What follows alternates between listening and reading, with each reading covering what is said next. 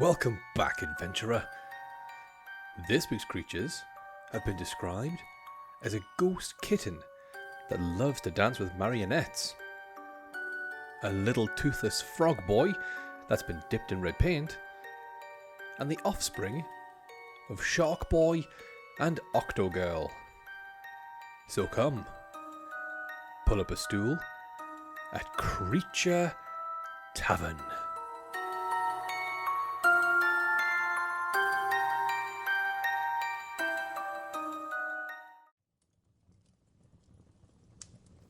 You again!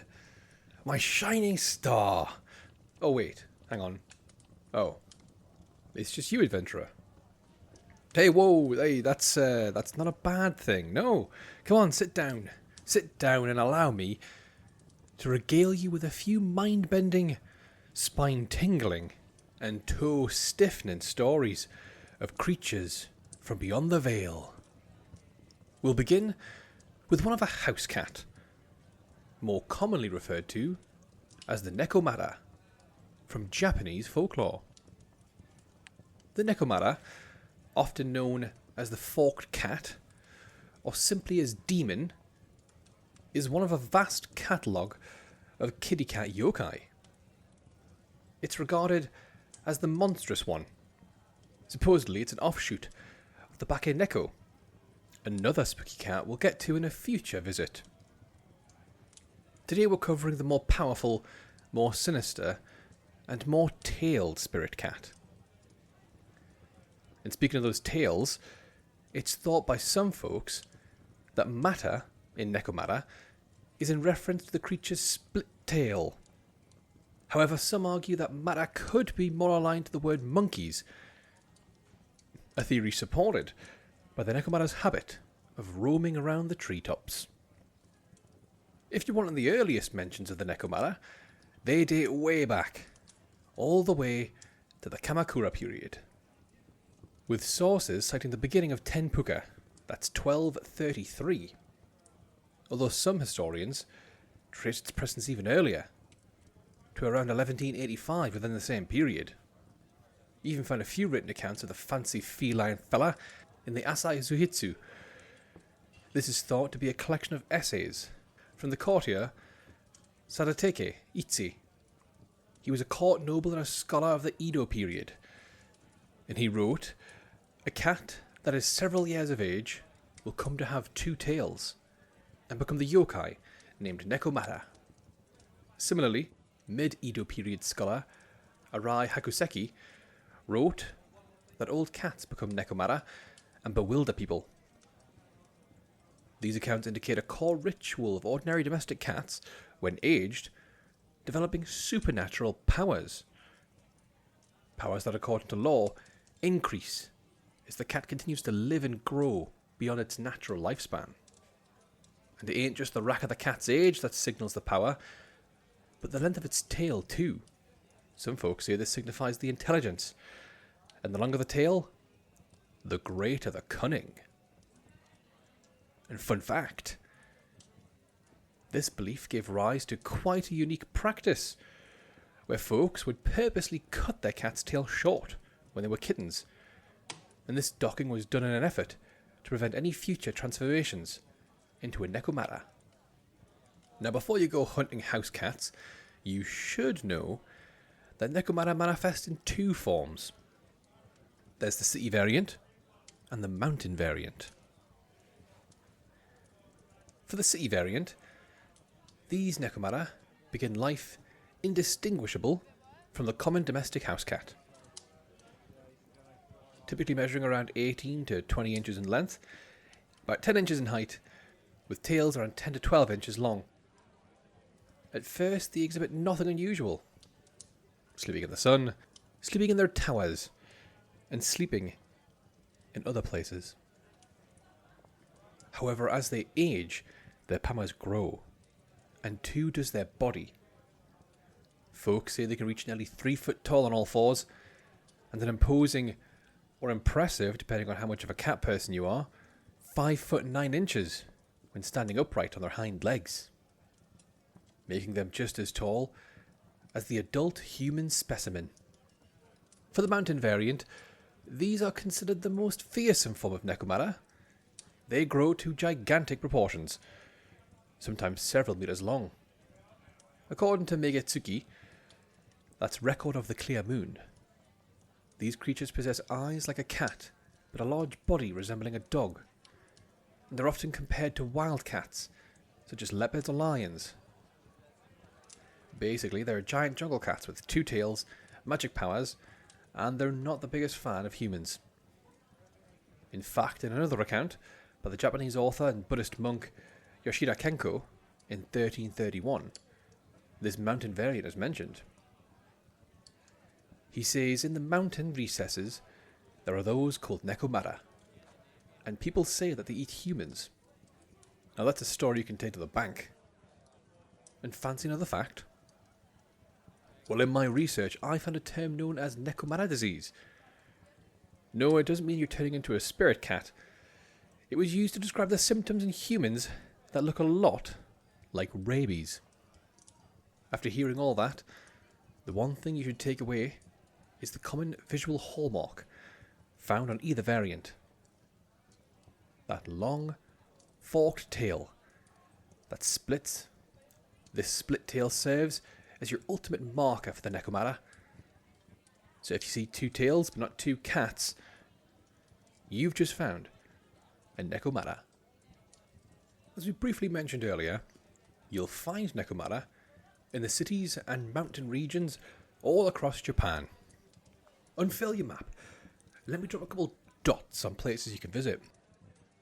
I'd recommend heading to Toyama City, the capital of Toyama Prefecture.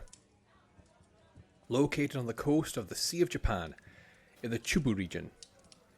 And in that same prefecture, I'd also head to Karube and check out Nekomata Station. You can guess from the name why that's a bit of a hotspot for sightings. And lastly, for your city variants, if you've got time, head to Nagoka in the Niigata Prefecture. Before being absorbed into Nagoka, there was a city going by the name Tochio, where a deity, known as Nekomata Gongen, was worshipped. Now if you're not a fan of the house cat variant, then you'll want to head to the mountains instead. Give me that map here again. Here's a good place to start. Mount Nekomadake. And even more obvious, Mount Nekomata. Both located in the Toyama Prefecture. You can also check out the Key Mountain Range, Ichigo Mountains, and Mount Harai. All these are said to home Nekomata or hold ties to the mythical cat in some spiritual way. When folks talk of Nekomata, the name's often followed by words like malevolent and cunning. Apparently they're infamous for their deep-seated resentment towards all humankind. If you've ever spoken to a cat owner, they'll tell you their little fur baby is the smartest little critter they've ever seen. Well, unlike the ordinary cat, Nekomata are actually this intelligent and carry an array of magical abilities that grow stronger with their age. Their transformation from common cat into yokai stems from age. But what makes a Nekomata is the mistreatment. And the older and more abused a cat was in life, the greater its power and thirst for revenge after becoming the 2-tailed cat. Less magical, but still rather impressive, is their ability to walk on their hind legs and speak the human tongue, a trait often used to deceive and manipulate the breed of man. They're known to blackmail and enslave humans, and they're more than happy to exploit any weaknesses and fears you may have, taking pleasure in your suffering. And now this one may hurt a little, but when you look upon a cat, I bet you do so with happiness and love in your heart. Well, Nekomata look upon you with contempt and hatred. Yeah, that one's got a sting if you're a cat person. In some cases, they use this talk power to lure unsuspecting folks deeper into the mountains and to their inevitable demise. And they can also shift their body into a human shape. And when assuming this form, Nekomata are said to most commonly appear as older women, usually misbehaving in public and spreading gloom and malevolence wherever they travel. Lore also tells of Nekomata masquerading as geisha and playing the shimsen. That's a 3-stringed instrument, singing mournful songs about their own kind. The most unexpected aspect of a Nekomata is that they're rather talented necromancers, and it's said they can control corpses like puppets, raising the dead to do their bidding. And this control is achieved through arguably cute means: ritualistic dancing, waving their paws about in the air, and various tail gestures. They're even said to torment humans by summoning the spirits of their deceased loved ones, which, if you're not being the one tormented, sounds like it'd be a right laugh. But let's say you've got no dead loved ones. Maybe you never had any to begin with. The Nekomata ain't got nothing on you, eh? Well, how about their ability to summon fireballs with their tails? Folks claim they can ignite massive, towering flames, burning down the homes of those who wronged them in life. And this one again isn't a power, but it's still worth noting. Nekomata are well known for enjoying the taste of human flesh, but the mountain variant display an unmatched ferocity in satisfying this urge. And specifically for this mountain variant, if there ain't any humans around, they'll happily prey on large animals, such as boars, dogs and bears. I even managed to uncover a record from the Edo period, highlighting this habit. The Gyuso, 1809, documents a Nekomata measuring 2.8 meters in length, and it was seen holding a dog in its jaws. So if you're a cat person, you're probably fine. But if you're more of a dog lover, then you'll need some handy tips to come away from a Nekomata encounter with none but a few scratches. Let's start with the best defense: attack. A sacred arrow to the head can kill a Nekomata in one shot. Just like in the tale from Yamato Kaiki from 1708. The tale goes, a rich samurai's haunted house, where the inhabitants witnessed several poltergeist activities. Attempting to end those events, the samurai called upon countless shamans, priests and invokers, but none of them could locate the source of the terror. One day, one of the most loyal servants saw his master's aged cat carrying in its mouth a shikigami with the samurai's name imprinted on it. Immediately shooting a sacred arrow, the servant hit the cat in its head, and as it lay dead on the floor, everyone could see that the cat had 2 tails, and therefore had become a Nekomata. With its death, the poltergeist activities ended. If you're not one for spiking a ghost kitty, you can also take a softer approach by just not being an arsehole to your cat. It's not likely to come back as a vengeful power kitten if it's had a pretty good life. So respect your pets, people. And it also helps to have your home regularly blessed. This will help keep malevolent and evil spirits away. Now, I'm not 100% sure, but I think I've just seen a Nekomata sneak in. Hang on a sec. I'm going to grab my bow.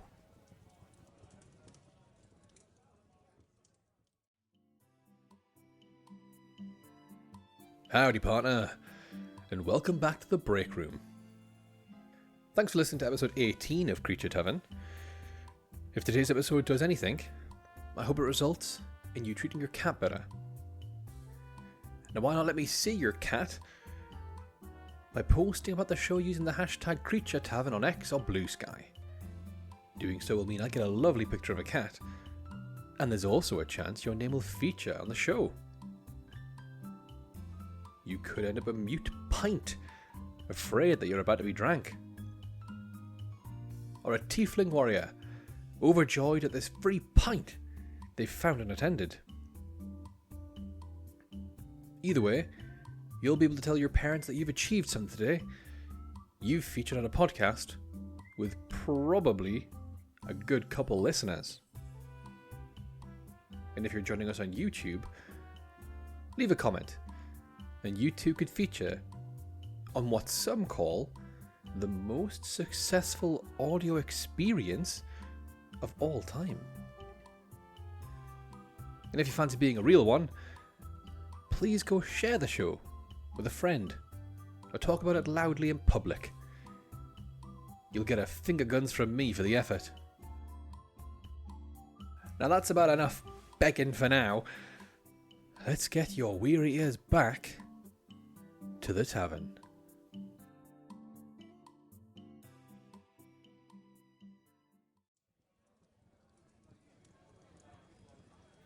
Turns out it was just a bunch of snakes. Aye, not one cat in sight. And speaking of snakes, care to hear about a creature that's completely unrelated? Well, I hope your ears are hungry for tales of the Yara Yahoo from Australian Aboriginal folklore. Often spoke of as a vampiric monster with traits unlike any European counterpart.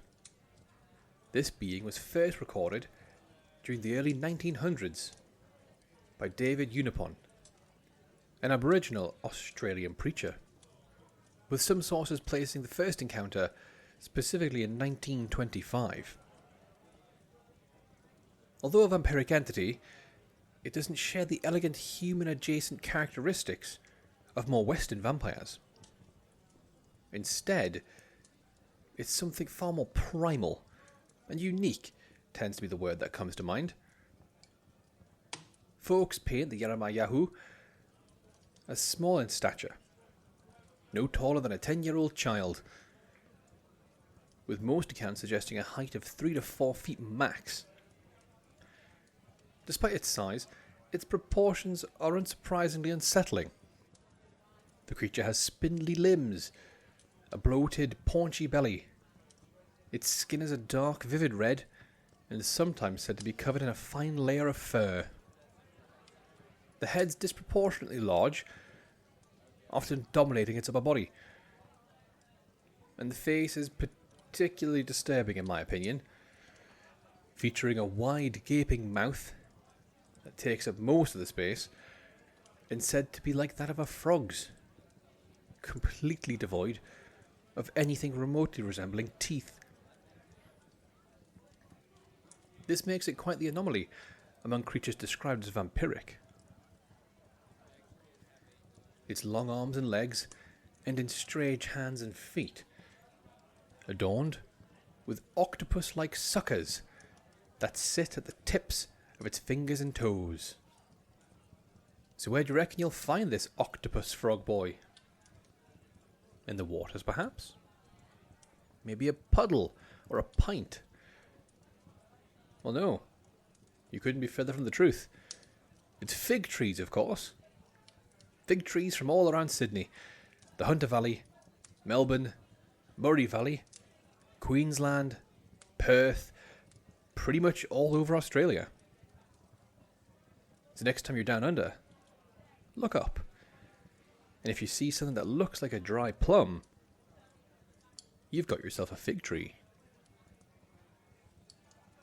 Unlike regular predators like lions, crocodiles, or people around parks without any kids that stalk or chase their prey, this mini vampire loves a good ambush, and it doesn't mind waiting for the right prey either. You won't find them roaming the forest floor. Instead, it climbs high into the sprawling branches of a fig tree and waits.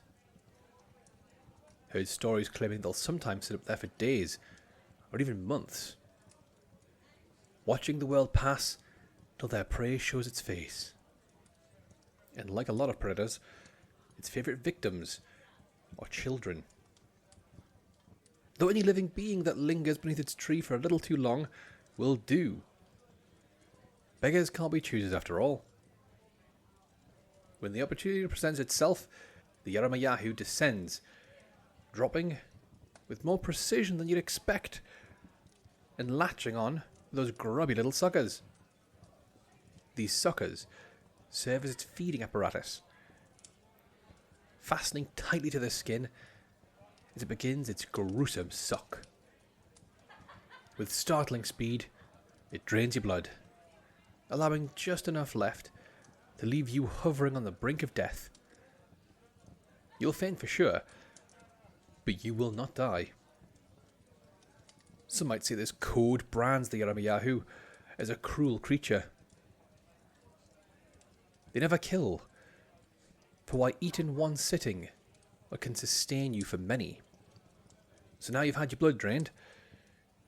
Is that it? Nope. The next stage of its ritualistic process will begin to unfold. After quenching its thirst, the Yara swallows their weekend dinner whole, head first. Its distensible mouth, throat and belly stretching monstrously to accommodate your body with ease. Folks say to aid in the swallowing, it performs a gleeful little dance. And like we all do after a big meal, it then goes off to have a little drink of water before curling up for a nice long nap.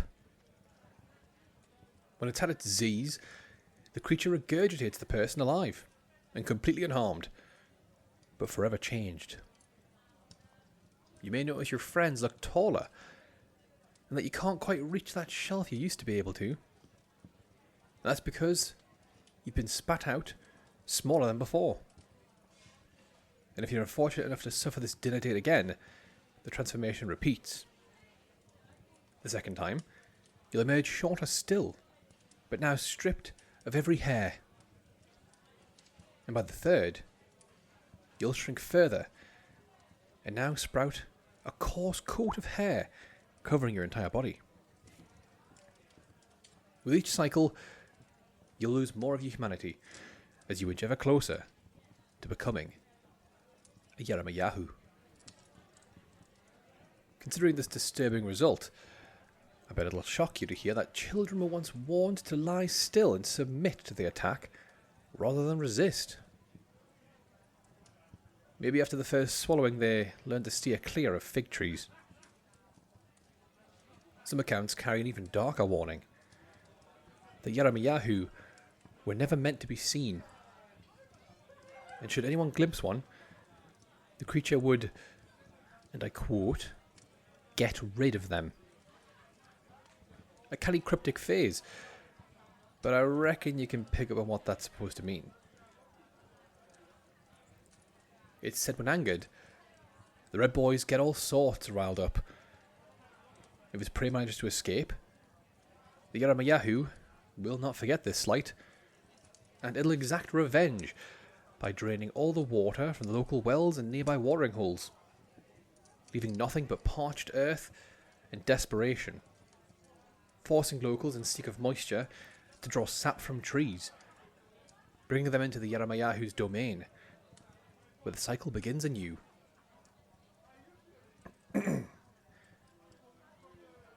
Though no taller than a child, I wouldn't recommend you try fighting one of these off. The Yara is said to be surprisingly strong. Folks say they'll overpower even the mightiest man or woman with ease. And their physical feats don't end there. Considering the unusual physical design, the Yara has a mastery of its environment. It moves with terrifying agility among the branches of its figgy lookout, though on ground its gait is reduced to an awkward waddle. So to survive a Yara, you'll need patience, skill, speed, and a keen eye for the time of day. First things first, the Yara only hunts during the day. So get yourself out for a night walk if you fancy fig picking, and you'll be A-OK. Playing dead's also said to work, as the creature only sucks on living prey. But you'll need to keep up this act till nightfall, and endure a series of unusual trials. First, the Yara walks 5 paces, returns, and pokes your sides with a stick. If there's no reaction, it now walks 10 paces, returns, and tickles you under the arm and neck.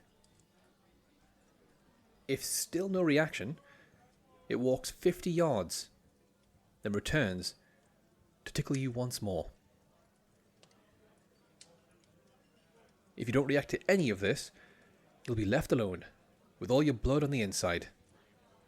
And now that you've passed these tests, I'd recommend you leg it. Like I mentioned earlier, the Yara are nimble as chimps when in the trees, but its spindly limbs and swollen stomach cause it to stumble when it tries to give chase on land. Now, speaking of figs, fancy a spot of me figgy pudding? Aye, of course you do. Let me go grab you a spoon.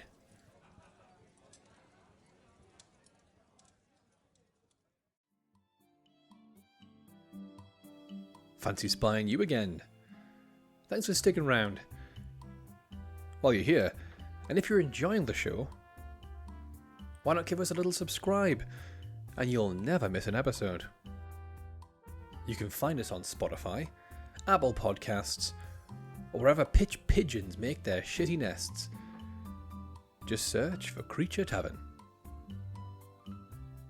And why not test your typing ability with a review? Type whatever you can. Let's test those keystrokes, and hey, you might end up giving us a good word or two. Now that we're finished with all this admin, you can rest easy. Calm any fears of more awkward break room interactions, and let's get you back to the tavern.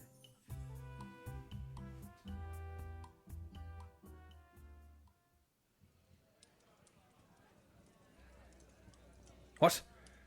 It's all gone. Eventually, you didn't have a spoon. Looks like you used your hands like a beast. Well, I'll chuck this then. And while you eat the rest from under your nails, let me carry on with our last creature for the week. The Lucsa, from Caribbean Folklore. The Lucsa, also called a sea monster, guardian of the sea or chimera, is famed for its immense size and hybrid build. Its physical form is described as a few things: a giant octopus, a giant cuttlefish, or a half shark, half octopus life form. Structurally, the creature is definitely an apex marine predator, combining traits of both elasmobranchus and cephalopods. Its head and upper torso resemble the Caribbean reef shark, torpedo-shaped, to slice through the water with lethal efficiency. This section is coloured a deep slate grey, moving to a bluish black, and as you'd expect, the maw is brimming with rows of serrated, triangular teeth, numbering up to 200. For the midsection, its form transitions into 6 to 8 massive tentacles. Muscular was also used by some folks, reminiscent of a giant Pacific octopus. Each tentacle measures around 20 to 39 feet in length, lined with suckers 10 inches in diameter, making them quite the formidable tools. The octopus portion contrasts the dark shark head with a rich reddish brown to dark maroon hue. Lucsa are said to average 90 foot in length, with one or two extraordinary accounts that claimed sightings of them as long as 250 feet, from 27,000 to 587,000 pounds. Now that's a canny, overwhelming physical presence. Lucsa are said to inhabit the blue holes of Andros Island, the largest island in the Bahamas archipelago.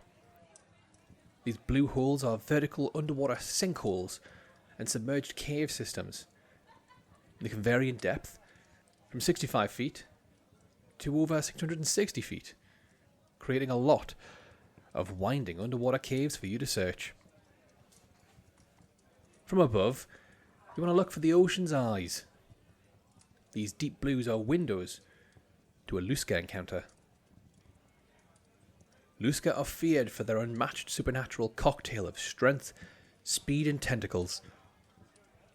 It's known to attack swimmers, divers, and even livestock kept along the coastline, making them a formidable presence in water, but also the little bits of land. Some lore painted as a creature capable of controlling the sea itself, with many believing the tidal currents in those blue holes are caused by the creature's breath, moving as the Lucsa inhales and exhales. That gives you a nice little taste of the immense power of this octo shark. Now, despite exhibiting behaviour normally linked to hunters and being half a giant shark, the Lucsa is paradoxically viewed as a protector of sailors, fishermen and divers. And some communities even offer sacrifices to ensure safe passage through its waters. Though I couldn't find what the sacrifices were, mind. Could be a little fish. Or it could be a few bad swimmers. The wriggly fish has some rather extraordinary physical abilities. It propels itself with a shark-like caudal fin for high-speed bursts, while the cephalopod-style siphon enables jet-propelled movement, granting Lucsa the capacity to accelerate rapidly and manoeuvre through complex underwater terrain like a wish to the maze of a child's mind. Witnesses say it can swim at speeds at around 55 to 75 miles per hour. Very impressive, especially when you consider the world record for a human swimmer is a whopping 3.1 miles per hour. So if you're ever caught in its domain with nothing but your arms and legs for propulsion, you're stuffed, mate. Its muscular tentacles often breach the surface, while the shark portion remains submerged. And these tentacles are capable of gripping and pulling down boats like they're made of paper, while its bite exceeds that of any ordinary shark. And in addition, it's said Lucsa can crush objects with the pressure of the ocean's depths. So just don't get wrapped up in its tentacles or mouth, and you'll be fine. Beyond raw strength, Lucsa exhibit remarkable adaptability and stealth. Because of course, if it wasn't scary enough being a titan with the strength of the ocean's depths, it can also change colours to blend in with its surroundings, allowing it to remain unseen while it plays with its food. Longevity and endurance further contribute to Lucsa's fearsome reputation. The fusion of shark and cephalopod biology suggests it can live 80 to 120 years, remaining dominant for decades. The combination of shark power and octopus flexibility make Lucsa kind of the greatest ocean threat I think we've ever encountered here in the Tavern. So to survive an encounter, you will need a lot of Lady Luck's favours, as there's not really much you can do. Seriously, I searched far and wide, and all I could come up with were these two tips. Because of the enormous size, they don't have much luck in the shallows, so if you fancy a splash, stick to those. Though there were accounts of its tentacles reaching their way in, so just don't drop your guard completely. Or you can just stick to land. Lucsa need water to survive. And even though the tentacles do tend to reach on land, they can't be without water for more than 30 minutes max. So again, do not drop your guard all the way. I cannot stress that enough with this particular cryptid. And with that, we're finished with our last creature for the week. We've learned that if you encounter a woman singing sad songs about cats, she's likely one herself. If you fancy a free full body wax, do a little fig picking, and that even swimming in the shallows can end up with you as a shark's dinner. Now that bell means it's last call here at Creature Tavern, so grab yourself one more drink for the road, and until next time, tread carefully, adventurer. You never know when you might wander into the weird